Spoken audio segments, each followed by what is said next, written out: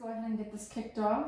The way we're going to start this off is you're going to pour a good tablespoon of oil in your pot. And then you're going to have about 2 tablespoons of butter. The reason why you want oil with the butter is to make sure that it doesn't burn the butter. So bear with me. It's the first time using this hot plate.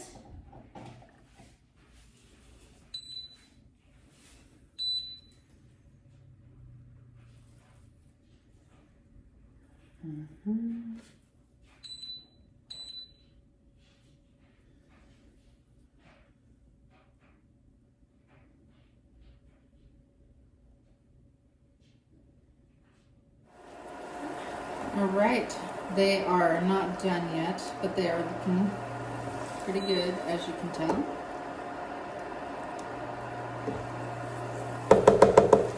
We're going to continue to let those cook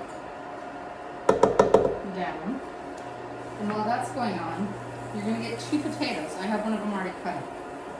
But you're going to want 2 fairly good sized potatoes.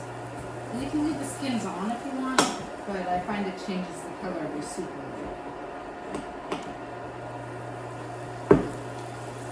So we're going to cut those down.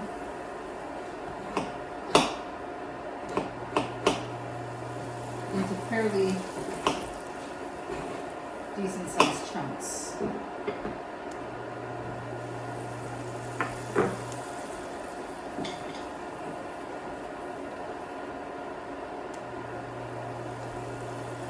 But again, the big thing we are waiting on is to cook these down, which we are doing fairly decent at. It smells really good, you guys. It smells really good. Perfect for a hot day like today. Let me rephrase that. Perfect for the hot day I wish it was for today. All right, so we have our onions almost translucent. The next thing you're gonna do is add in 1 cup of beef stock and a cup of milk. And this is why you don't want everything frying it, because you don't want that milk to curdle on you. Next, you're going to go through. Oh, I'm losing some here. Oh no! Oh no! It's getting wild on me. Getting wild! And you're going to put in all your potatoes to cook down. All right? So you're going to go ahead and cook that down. Sorry, getting used to this whole new setup here. You're going to cook that down until those potatoes are cooked. And I'll give you an idea of what that looks like in just a few minutes here. Okay, so the step that I forgot to tell you guys is you're going to want to put in about a good shake or 2 some granulated garlic. I'm going to have my helper here do this, who's still going to... Okay, right there. And so you're just going to do that, and that's going to add the perfect little seasoning to it. Like I said, you're just going to keep cooking this until those potatoes are done. Alright? So occasionally while this is cooking, I still just go through and do a quick mix so not everything gets stuck to the side or to the bottom. And it does take a little while for those potatoes to cook up.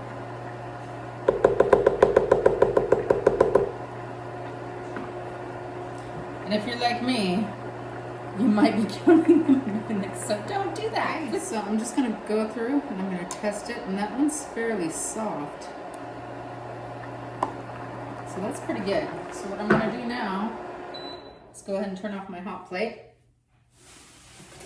And this part I probably should have had assembled, but I didn't have that much forethought going on at the moment. So just bear with me.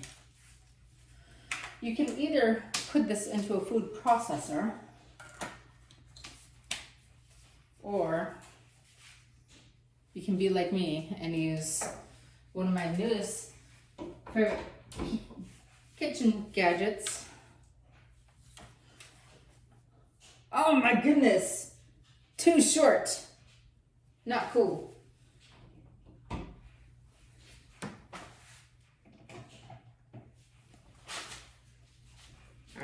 That might work.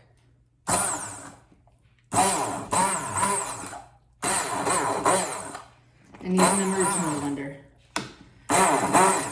Food processor. Any of these would work rather well.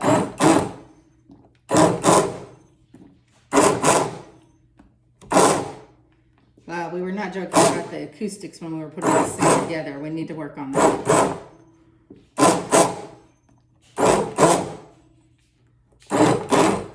All right. So after it's blended down, it's about this consistency. If you like your soup a little bit thinner, I recommend adding 1 more cup of milk at this point. You don't want to add it sooner because, like I said, adding too much milk will cause it to curdle. So I'm going to get these served up.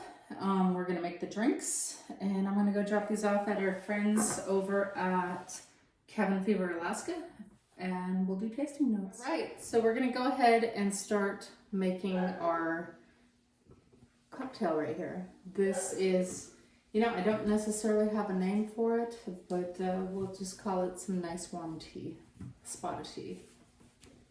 I know we've had some other tea cocktails too, so I gotta get better at this.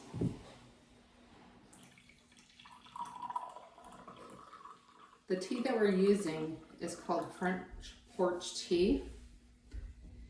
It is the tea that I got down there when I was in Tennessee. I only use it for special occasions. Yes, and you can hear the dog is very upset upstairs. That's all right. All right, next we are using Isle of Scotch, and you're gonna do, I'm gonna say 1.5 ounces of that.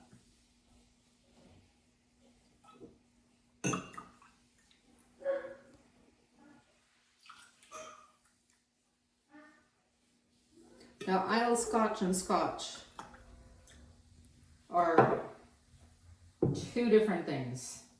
Believe me, you'll know if you're gonna make them.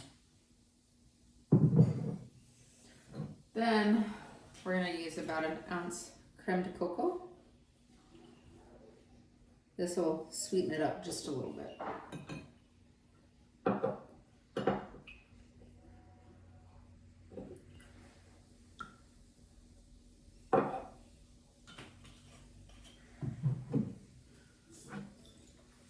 We're gonna do a couple dashes of cardamom bitters in there. Now, see, the thing is here, this still smells very bitter to me. So we are going to pour just a little bit of vanilla into each one.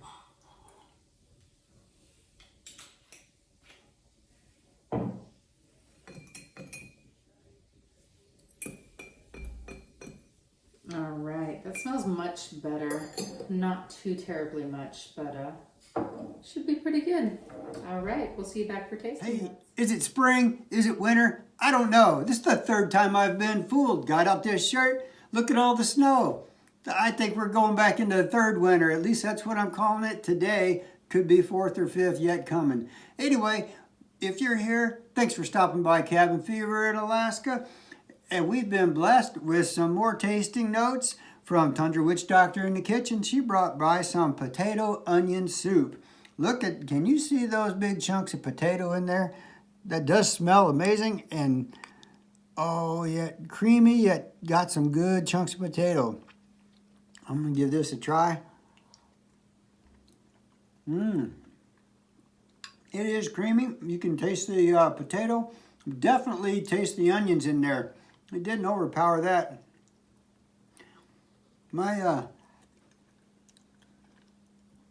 Personally, I'd put a little more salt or definitely pepper on top. That's just me. I like it with lots of pepper and stuff. But that is nice, warm for a snowy kind of day like today. She also brought by a front porch tea. It looks like coffee. It's supposed to be a hot drink. We'll give this a try. Looking forward to it. I think there's supposed to be scotch in here, and I prefer scotch. Clear that onion out of there. Now that's an interesting combination. You can tell there's alcohol in here. Couldn't identify that as scotch. I'll have to say, I tasted like a licorice type of taste in there. I don't know where that comes from, but tastes a little more on the licorice side to me. I don't particularly care for that. There's a better use for scotch, I would think, than that. But little licorice taste. Don't know where that again is coming from. But the soup, right on. Very good. Thank you, Tundra Witch Doctor in the kitchen. Thanks for stopping by. Till next time, Cabin Fever in Alaska. Out. All right. Tasting notes. We are on third winter. You know, we did Deception of Spring, and like I said, right after we filmed that, very next day, third winter, bam. Okay. But since we're on third winter, we need something nice, warm, and kind of cozy. We made this tea, nice spot of tea, and some potato and onion soup.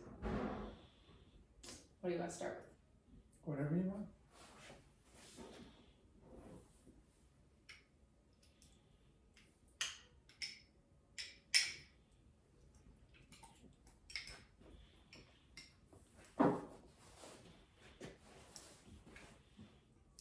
Definitely needs some pepper. Not bad, I like it.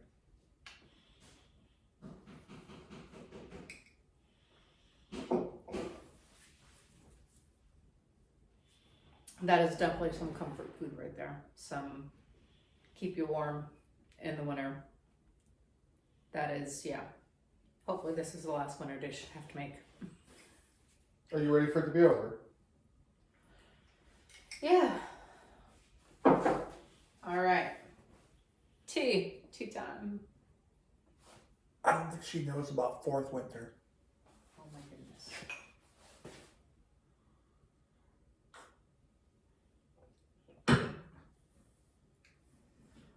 There's a whole lot of flavor going on There's there. a lot going on inside of that. The number one thing that hit me was chloroseptic. That would be the Isla Scotch. Yeah, it has a very medicinal quality to it. That is very much a winter drink right there too.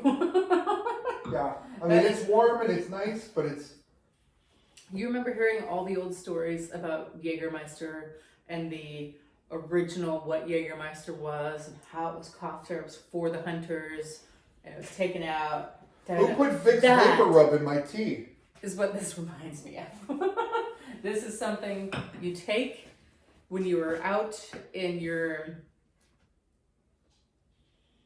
remote area. Not my work though. Go on. Wherever you're I'm remote. learning things about work.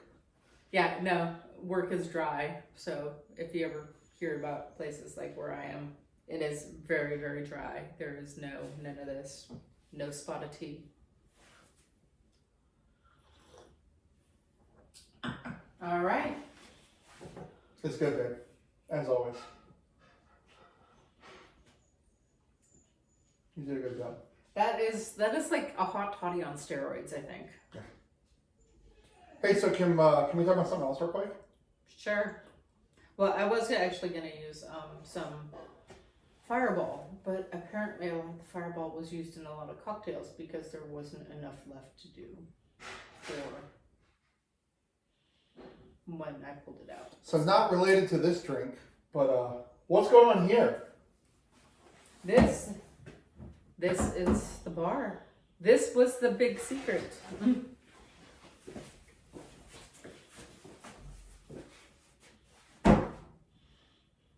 Bar.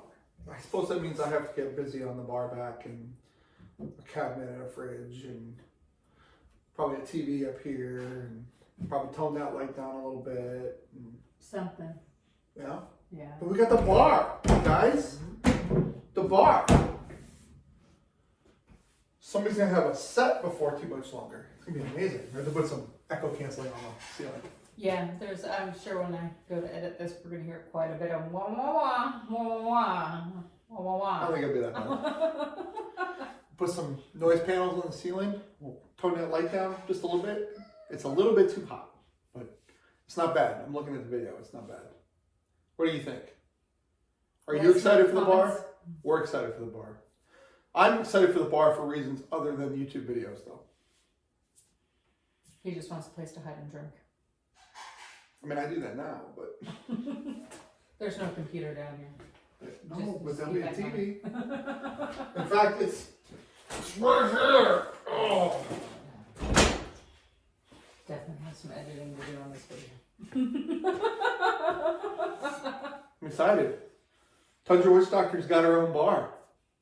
All right. Well, if you try the drink, if you are that adventurous, let us know in the comments what you think. Because apparently each of us have tasted something different. He tastes chloroseptic. I taste a hot toddy on steroids. And you know, our friends over there at Cabin Fever in Alaska kind of let me know what they thought. So the soup was a winner, though. Everyone loved the soup. So do the soup, definitely. And we'll see you next time.